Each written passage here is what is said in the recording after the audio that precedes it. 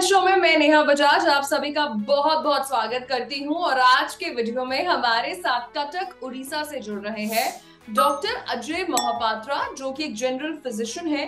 पिछले 20 सालों से प्रैक्टिस कर रहे हैं और डायरेक्टर फाउंडर है सहारा नर्सिंग होम के, जो कि कटक उड़ीसा में है।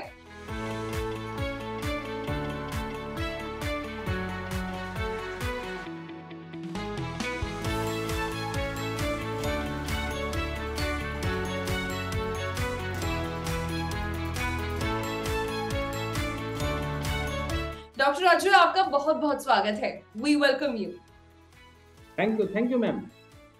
एंड डॉक्टर अजय, आज हम बात करने वाले हैं एक ऐसी बीमारी के बारे में जो कि अगर समय पर इलाज ना किया जाए तो जानलेवा भी बन सकती है और बड़ी तकलीफ होती है उस पेशेंट को जो इससे गुजरता है। मैं बात कर रही हूँ अस्थमा की। डॉक्टर साहब, सभी दर्शकों को आप ये बताइए इन क्लिनिकल टर्म्स अस्थमा क्या होता है? यस मैम, अस्थमा क्या होता है? देखिए, ये एक्चुअली एक लंग्स का प्रॉब्लम है और जहाँ पे हमारा जो एयर ट्यूब जाता है वो एक्चुअली नैरो हो जाता है और फूल जाता है। तो अगर ये स्वेलिंग हो जाता है तो हमारा जो एयर जा रहा है ये ठीक से नहीं जा पाएगा। तो इसीलिए एक्चुअली पेशेंट को क्या होता है कि ब्रीदिंग में प्रॉब्लम होता है और उस टाइम पे उसका एक व्हिसिल जैसा ऐसा साउंड निकलता है।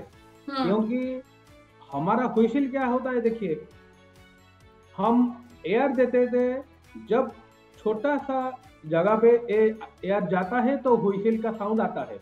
तो बिल्कुल ऐसा ही हमारा जो एयरवेज है वो जो जब एयर निकलता है तो उस टाइम पे ये जो नैरो हो जाता है, उस टाइम पे पूरा का पूरा एयर नहीं जा सकता। ये अस्थमा। ओके, तो अस्थमा एंड सर, अस्थमा के लक्षण, साइंस एंड सिम्टम्स क्या है? मुझे बस इतना पता है कि सांस लेने में दिक्कत होती है। आप कुछ अगर और लक्षण बताना चाहें तो क्या है? ये देखिए, एक्चुअली क्या है कि उसका सिम्टम्स क्या है कि कफ, खांसी होता है, सांस लेने में थोड़ा तकलीफ होता है। तो ये सब उसका लक्षण होता है अस्थमा का। Okay, main symptom and sign आपने बताया। क्या अस्थमा हेरिडिटरी होता है कि अगर घर में मम्मी पापा को है, दादा दादी को है, तो बच्चों में वो देखने को मिलता है? और अगर हेरिडिटी नहीं है तो किस वजह से होता है? वो एक्चुअली हेरिडिटरी तो नहीं है, लेकिन होता क्या है, देखिए मैं, बहुत जगह पे वो एक्चुअली डस्ट एलर्जी हो जाता है। जहाँ पे कि हम लोग अनक्लीन रहते हैं और कुछ फैक्ट्री के पास रहते हैं, तो उस टाइम पे हम क्या सोचते हैं कि it is a hereditary, but hereditary ये नहीं है। क्योंकि एक्चुअली क्या है कि इसमें तो लंग्स को जो एयरवेज पाइप जाता है वो खुल जाने से वो अस्थमा होता है। तो ये हेरिडिटरी नहीं है, it is just condition for environment. Okay, तो सर बहुत सारे बच्चों में भी देखा जाता है अस्थमा। तो बच्चों, क्या बच्चे ज्यादा रिस्क में आते हैं? Are they prone to asthma? Actually क्या है, देखिए, जिन लोगों का इम्यूनाइजेशन कम होता है जो बच्चे में, उसमें एक्चुअली हम लोग क्या करते हैं, देखते हैं कि उसमें अस्थमा का लक्षण जो है वो दिखाई देता है। क्योंकि एक्चुअली इम्यूनाइजेशन ना होने से उनको क्या होता है कि इन्फेक्शन ज्यादा होता है। इन्फेक्शन होने से क्या होगा कि उसका जो लंग्स का जो एयरवेज पाइप है वो नैरो हो जाता है, उसी टाइम पे अस्थमा का। और बाकी ये क्या है कि ये बच्चों हो या बूढ़े हो, लेकिन कहीं पे भी वो इतना जान लेने वाला खतरा नहीं है। अच्छा, ओके सर, अधिकतर ऐसा है कि अस्थमा के जितने भी पेशेंट्स हैं, मैंने भी जितना देखा है, वो हाथ में एक स्प्रे लेके हमेशा ट्रैवल करते हैं और कहते हैं इसके बिना हम कहीं जाते नहीं है। वो क्या होता है और वो कितना जरूरी है for an asthmatic patient? Yes ma'am, actually क्या है कि उसका अस्थमा का कुछ क्योर्स नहीं है, वो हमेशा रहेगा। लेकिन एक्चुअली जो कंडीशन होता है उस टाइम पे, उसको जस्ट मैनेज करने के लिए हम लोग इनहेलर का यूज करते हैं। इनहेलर में थोड़ा इनहेलर में क्या होता है कि थोड़ा दवाई रहता है, तो वो क्या करता है कि एयरवेज को या सांस नली को थोड़ा खोल देता है। तो यानी तो हमारी जो एयरवे है, सांस की नली है, वो खुल जाती है उस इनहेलर से। Yes ma'am. तो हम्म। एक्चुअली क्या है कि उस टाइप पे जो लक्षण आता है वो थोड़ा कम हो जाता है। इट इज जस्ट कंट्रोल, ये सिर्फ कंट्रोल होता है hmm. And management. It is not a treatment और क्योर। ओके, तो यानी कि वो कंट्रोल एंड मैनेजमेंट है, क्योर बिल्कुल भी नहीं है।